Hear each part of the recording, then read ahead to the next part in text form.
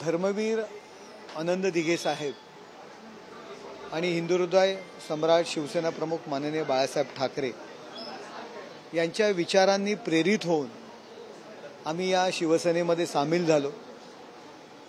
कायम त्यांचा हिंदुहृदय सम्राट शिवसेना प्रमुख माननीय बाळासाहेब ठाकरे यांचा आशीर्वाद आणि धर्मवीर आनंद दिघे साहेब यांचं पाठीमागे उभं राहणं, त्यांच्या सहवासात आम्ही वाढलो, जगलो, त्या राजकारणामध्ये समाजकारणामध्ये स्थान निर्माण करू शकलो।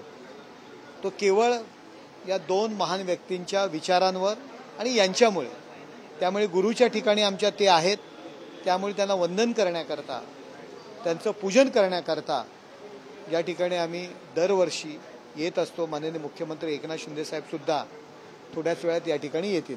ओएसिस फर्टिलिटीच्या तज्ञांनी IVF उपचार पद्धतीद्वारे 1 लाखांहून अधिक जोडप्यांना मातृत्व प्राप्तीचा आनंद दिला आहे। मोफत अपॉइंटमेंट बुक करण्यासाठी आजच संपर्क साधा। संजय राऊत यांनी टीका केलेली आहे। त्यांनी सांगितलं की आनंद दिघे यांच्या मनात काय होतं ते आम्हाला माहिती आहे, आम्ही जर चित्रपट काढला तर कोण नकोची वेळ। संजय राऊत, आम्ही अजून काही गोष्टी चित्रपटात दाखवल्या नाही आहेत। जर लोकांसमोर या जर गोष्टी आल्या, तुम्ही माननीय धर्मवीर आनंद दिघे साहेबांना कशा पद्धतीने मानसिक त्रास देत होते, कशा पद्धतीने त्यांच्या विरुद्ध कुभांड रचत होते, हे जर लोकांसमोर आणलं ना तर तुम्हाला लोक घरात राहून देणार नाहीयेत। या संजय राऊत यांच्यामुळे त्यांनी लोकप्रभा एक मासिक होतं, यामध्ये दिघे साहेबांची एक मुलाखत अशा पद्धतीने छापली आणि त्यांच्या त्या मुलाखतीमुळे आणि त्यांनी लिहिलेल्या लेखामुळे धर्मवीर आनंद दिघे साहेबांना टाळा लागला।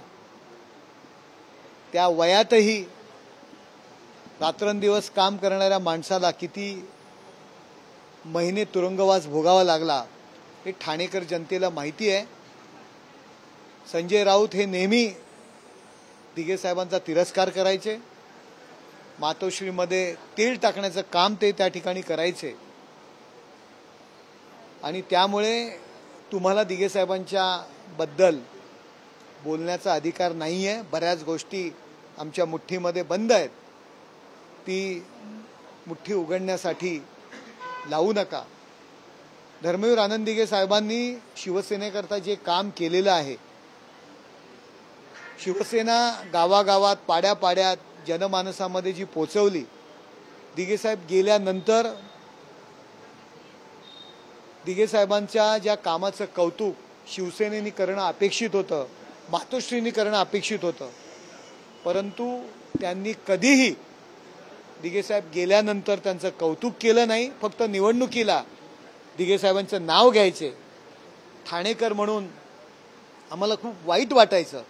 आजही तुम्हाला सांगतो, दिघे साहेब गेल्यानंतर त्यांचा स्मृतिदिन आम्ही गडकरी रंगायतन येथे आम्ही कार्यक्रम आयोजित केले होते। रघुनाथ मोरे आमचे जिल्हाप्रमुख होते, त्यावेळी मातोश्रीने फोन करून तो कार्यक्रम रद्द करायला लावलेला, स्वतः येणार नाही म्हणून सांगितलं होतं। आम्ही खूप गयावया केली आणि मग त्या कार्यक्रमाचं स्वरूप आम्हाला बदलायला लावलं।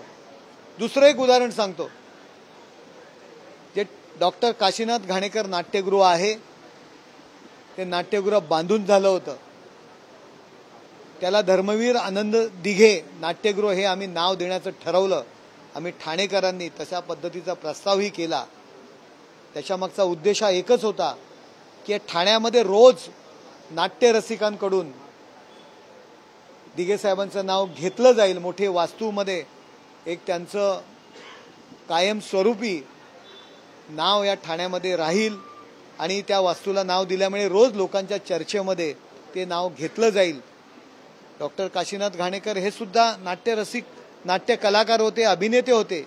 त्यांच्या नावाची अनेक गोष्टी मुंबईतही करू शकल्या असत्या, परंतु ते नाव देण्याला आम्हाला मातोश्रींनी विरोध केला आणि ते नाव आम्हाला त्या नाट्यगृहाला देऊन दिलं नाही, अशा पद्धतीच्या अनेक गोष्टी आहेत की ज्या लोकांसमोर आम्हाला आता आणाव्या लागतील.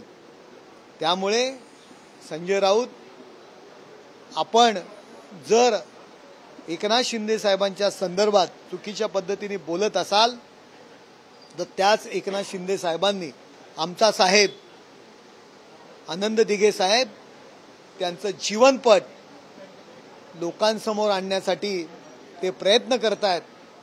येणाऱ्या पिढीला दिघे साहेब काय होते, कशा पद्धतीने जगले, या महाराष्ट्रालाच नाही तर संपूर्ण हिंदुस्थानाला आणि संपूर्ण जगाला दाखवण्याचं काम ते करत आहेत. खऱ्या अर्थाने हीच गुरुपौर्णिमेची गुरुदक्षिणा दिघे साहेबांना एकनाथ शिंदे साहेबांनी दिलेली आहे. त्यामुळे कायम ज्यांनी दुस्वास केला, दिघे साहेबांचा तिरस्कार केला, त्यांनी आम्हाला शहाणपण शिकवण्याची गरज नाही.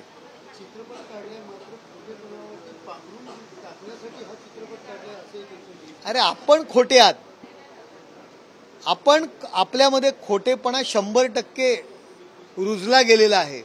लोकांसमोर शिवसेना भाजप युती म्हणून निवडणुका लढलात मागील विधानसभा, आणि मुख्यमंत्र्यांच्या खुर्चीकरता काँग्रेस बरोबर जाऊन बसलात.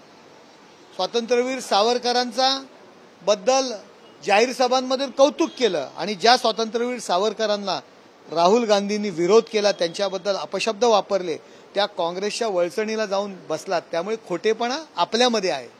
हिंदू हृदय सम्राट शिवसेना प्रमुख माननीय बाळासाहेब ठाकरे यांनी जी हिंदुत्वासाठी महायुती केली, ती युती केवळ खुर्ची करता आपण बाजूला केलीत. त्यामुळे खोटेपणा आपल्या अंगात भरलेला आहे. एकंदरीत पाहायला गेलं तर आज गुरुपौर्णिमा आहे आणि स्वर्गीय बाळासाहेब ठाकरे यांना आपण गुरु मानतो, मात्र यांना गुरु मानायचा त्यांना अधिकार नाही असंही ते म्हणतात. कोणाला गुरु मानणार? कोण राजकीय आंबे आमच्यातले काही बाहेर गेले, कोण सांगणार? कोण? संजय राऊत सांगणार की बाळासाहेबांचा फोटो लावू नका? ते आधी कुठे होते? ते आधी लोकप्रभामध्ये होते, तेव्हा शिवसेनेच्या विरोधात लिहिलेले लेख तुम्ही तपासून पहा. ओरिजिनल शिवसैनिक नाही आहेत ते. तुम्ही सामनाचं संपादक झाल्यानंतर शिवसैनिकपणा तुमच्या शिवसैनिक स्वतःला म्हणायला लावला. त्यामुळे तुम्ही आम्हाला सांगू नका बाळासाहेबांचा फोटो लावू नका म्हणून. यांना काय अधिकार आहे? शरद पवारांच्या उंबरठे झिजवणारे ही सगळी मंडळी, ज्या शरद पवारांना कायम बाळासाहेबांनी विरोध केला, मैद्याचं पोतं म्हटलं, त्या शरद पवारांच्या उंबरठ्यावरती बाहेर बसलेली ही मंडळी बाळासाहेबांचा फोटो लावू नका सांगण्याचा यांना कोणी अधिकार दिला? राजकीय आंबे आमच्यातनं काही बाहेर गेलेत आणि त्या आंब्यांना बाळासाहेबांना गुरु मानण्याचा अधिकार नाही असंही म्हणतात. मग तेच तुम्हाला म्हणतोय ना, त्यांना आम्हाला आमच्यावर टीका करण्याचा अधिकार नाहीये की जे मुळात शिवसैनिक नव्हते, सामनाची नोकरी मिळाली, संपादक पदाची, कार्यकारी संपादक, गाडी मिळाली, पगार मिळाला, त्याच्यानंतर ते शिवसैनिक झालेत. बाळासाहेबांच्या विचारांकरता ते शिवसेनेत आले नव्हते, मूळ शिवसैनिक नाही आहेत ते. त्यामुळे त्यांनी आम्हाला शिकवण्याचा अधिकार नाही. आता विधानसभा निवडणुका लवकरच येत आहेत, यासाठी आपली काय रणनीती असणार आहे? किती जागा आपण इच्छुक आहे? कारण 160 जागा लढवण्याची भाजपची तयारी आहे. आपल्या भाजपची बैठक बघा, महायुती म्हणून आमचे नेते जो निर्णय घेतील, ज्यांचं ज्या ज्या ठिकाणी बलाबल आहे, ताकद आहे आणि निवडून येऊ शकतात, हा क्रायटेरिया आहे आणि आमचे मुख्य नेते एकत्र बसून तो निर्णय घेतील. सर, मराठा आरक्षणाचा विषय आहे. खऱ्या अर्थानं जे काही मारेकरी आहेत आरक्षणाचे, उद्धव ठाकरे असा आरोप बावनकुळे केला, कितपत खरं? हो, खरं आहे. माननीय उद्धव ठाकरे मुख्यमंत्री असताना मराठा आरक्षणाकरता जी पावलं उचलायला पाहिजे होती ती त्यांनी उचलली नाहीयेत. त्याच्यामुळे खऱ्या अर्थाने मराठा आरक्षणाचे मारेकरी तेच आहेत. आणि मला त्यांना जाहीर आव्हान आहे, मराठा आरक्षणासंदर्भात मनोज जरांगेंची जी भूमिका आहे, ओबीसी मधून मराठा आरक्षण द्यायला पाहिजे, सगळे सोयरे संदर्भात, त्यांनाच नाही, माझा पवार साहेब पण मोठे आहेत, त्यांना सुद्धा माझा प्रश्न आहे. मनोज जरांगे यांनी घेतलेली भूमिका, ती जी मागणी मान्य करतायत, त्या मागणीला उद्धव ठाकरे यांचा पाठिंबा आहे का? त्या भूमिकेशी आणि शरद पवार सहमत आहे का? एकदा त्यांनी जाहीर करावं ना. उंटावरून शेळ्या हाकण्याचा प्रयत्न करू, त्यांनी एकदा जाहीर करावं की मनोज जरांगे यांनी घेतलेल्या भूमिकेशी आम्ही सहमत आहोत. त्यांनीच नाही, शरद पवार साहेबांनी सुद्धा, नाना पटोलेंनी सुद्धा जाहीर करावं की ह्या भूमिकेशी आम्ही सहमत आहोत म्हणून. बस. त्याच्यावरनं त्यांना मराठा आरक्षण पाहिजे की नाही हे कळेल.